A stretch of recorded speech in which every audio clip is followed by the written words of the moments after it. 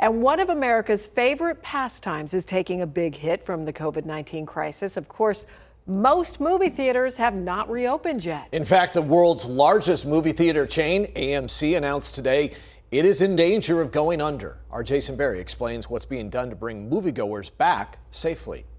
Summertime is supposed to be prime time for going to the movies, especially in the Arizona heat.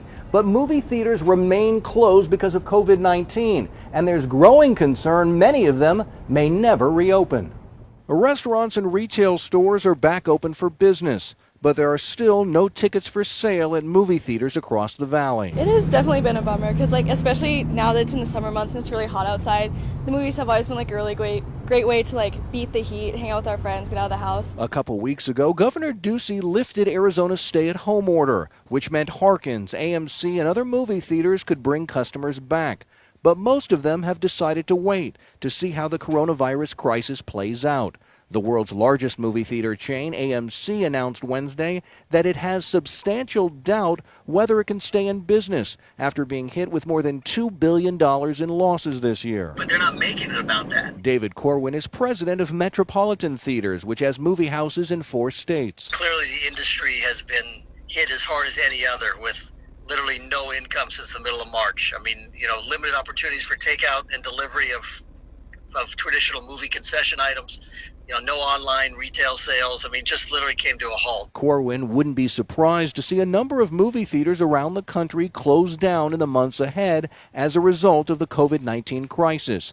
But he firmly believes most will survive once customers see the safety measures being put in place to protect the public. Employees will be temperatures checked, ask questions about their symptoms.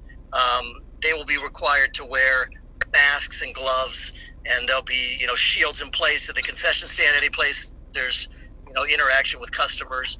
I think most jurisdictions will limit occupancy in any auditorium to 50%.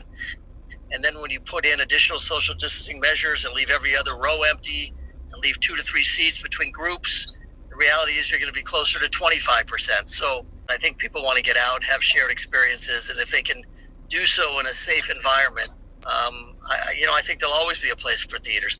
Another challenge facing movie theaters is that Hollywood will likely delay the release of new films, which means even if theaters open up again, there won't be any big blockbusters drawing customers back. In Phoenix, Jason Berry for Arizona's Family.